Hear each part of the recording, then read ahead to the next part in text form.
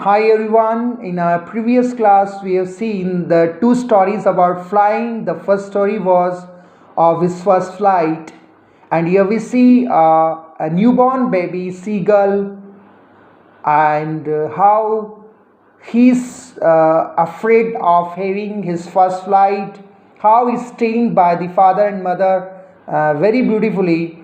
The narrator depicted this story in front of us and presented. He has woven the words in such a nice way that how a seagull, a newborn baby, scared of flying, and how the parents train him.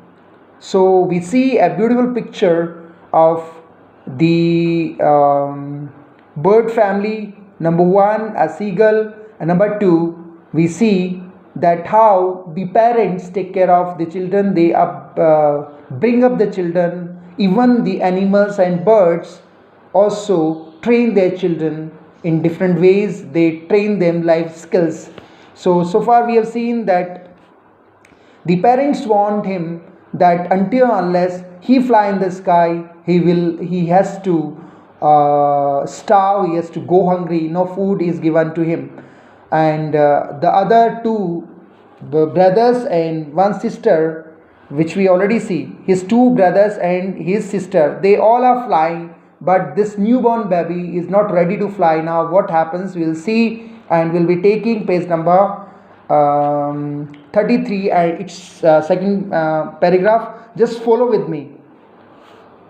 That was 24 hours ago. Since then nobody had come near him. The day before, all day long, he had watched his parents flying about with his brothers and sister, perfecting them in the art of flight, teaching them how to skim the waves and how to dive for fish. He had in fact seen his older brother catch his first herring and devour it, standing on a rock while his parents circled around, raising a proud cackle. And all the morning, the whole family had walked about on the big plateau midway down the opposite cliff, taunting him with his cowardice. Here we see in this paragraph that that was 24 hours ago. Since then, nobody had come near him. Means for 24 hours, nobody came near him. Nobody came to him. The day before, all day long, he had watched his parents flying. Last day, he has seen his parents flying about with his brothers and sister, perfecting them in the art of flight. Means last day, the parent trained the two brothers and his sister in flying, but he's just watching them. He did not try at all. Teaching them how to skim the waves and how to dive for fish. He had, in fact, seen his older brother catch his first herring and devour it. He beautifully seen that how his brother catches his a fish and devour it, standing on a rock, while his parents circled round, raising a proud cackle. And all the morning, the whole family had walked about on the big plateau midway down the opposite cliff, taunting him with his cowardice. And everybody, the parents and the other siblings, are taunting him. They are just teasing him that he is very coward. The sun was now ascending the sky, blazing on his ledge that faced the south. He felt the heat because he had not eaten since the previous nightfall. The sun was now ascending the sky, means it was going to dark, blazing on his ledge that faced the south. The sun was rising, and his ledge, the place where he was resting, it was full of sun. He felt the heat because he had not eaten since the previous nightfall. Means yesterday night he did not eat anything, and that's why he was feeling very sick. He stepped slowly out to the brink of the ledge, and standing on one leg with the other leg hidden under the wing, he closed one eye, then the other, and pretended to be falling asleep till they took no notice of him. He saw his two brothers and his sister lying on the plateau, dozing with their heads sunk into their necks. His father was spreading the feathers on his white back. Only his mother was looking at him. She was standing on a little high hump on the plateau, her white breast thrust forward. Now and again he tore a piece of fish that lay at her feet, and then scraped each side of her beak on the rock. The sight of the food maddened him. How he loved to tear food that way, scraping his beak now and again to wet it.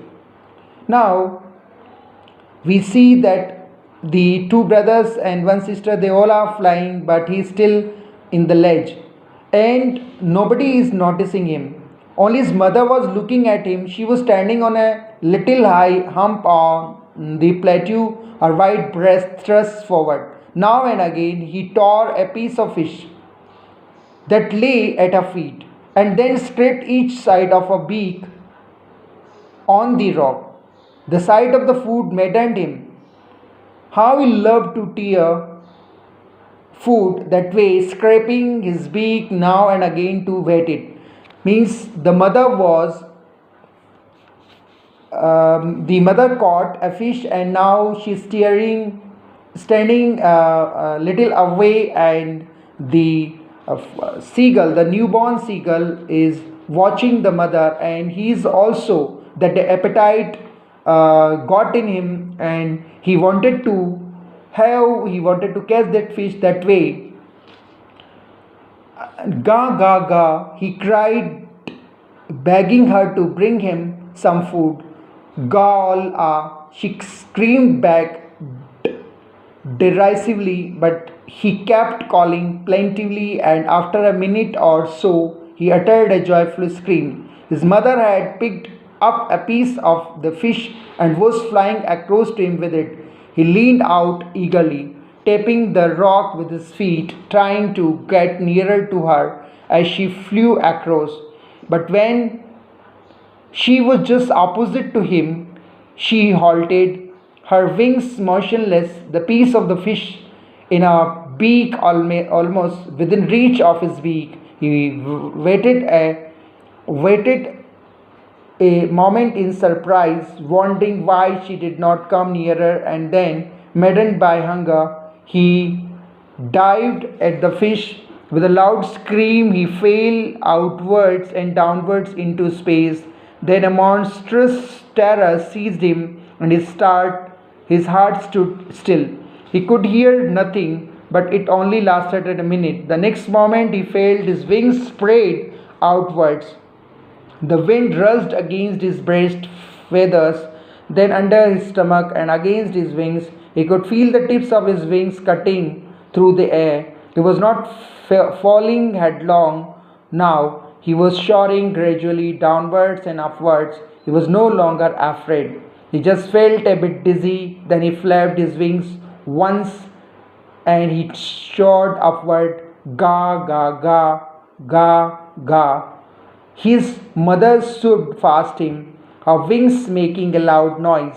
He answered her with another scream. Then his father flew over him screaming. He saw his two brothers and his sister flying around him, cavorting and banking and soaring and diving. Here we see in this paragraph that he cried, begging her to bring him some food.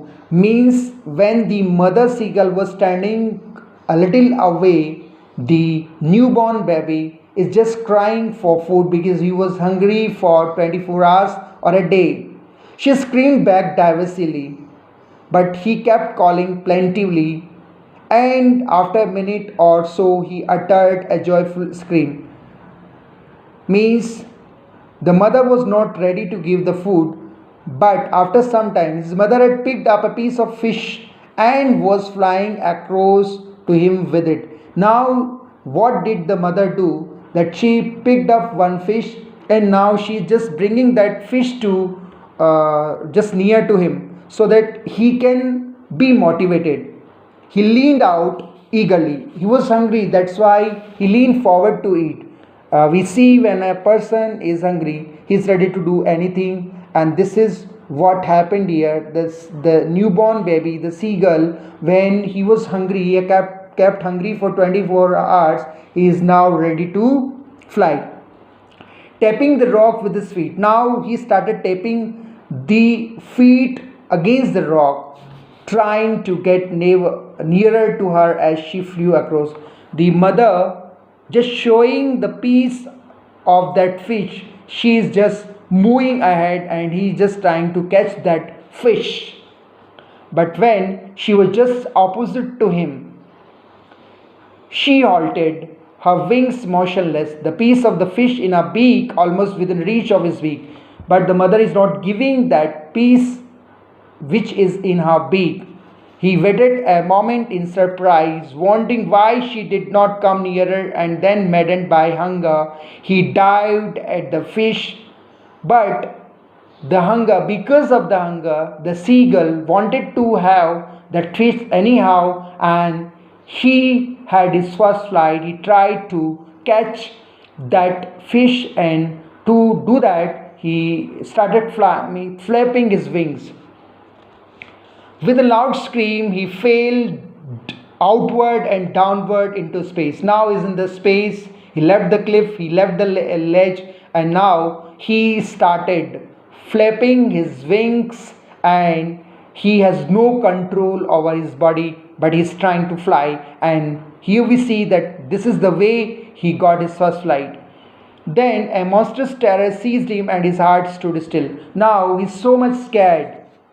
He could hear nothing, but it only lasted a minute. The terror remained with him for a moment. The next moment, he felt his wings spread outwards. The wind rushed against his breast feathers, then under his stomach and against his wings. He could feel the tips of his wings cutting through the air. He was not falling headlong now. He was soaring gradually downwards and upwards. He was no longer afraid. He is no longer afraid and started learning how to fly. He just felt a bit dizzy. He was hungry, that's why he felt dizzy. He was feeling weak. Then he flapped his wings once and he shot upward. His mother soared past him, her wings making a loud noise. He answered her with another scream. Then his father flew over him screaming. He saw his two brothers and his sister flying around him, cavorting and banking and soaring and diving. Now, when he started flying, the mother, the father, and the three siblings, they came around him and they started making screaming noise, and they motivated him to fly. This is how the seagull had his first flight. In our coming class, we'll be going further to the next paragraphs. Till that, bye everyone. I hope that you must have understood and come up with your queries in the coming classes we'll be having on Microsoft, and get attached to Microsoft. Now we'll be having our classes on Microsoft Team. So I invite you all to join that whenever you'll be having your classes, so that we can be face to face and live and you can understand the things better.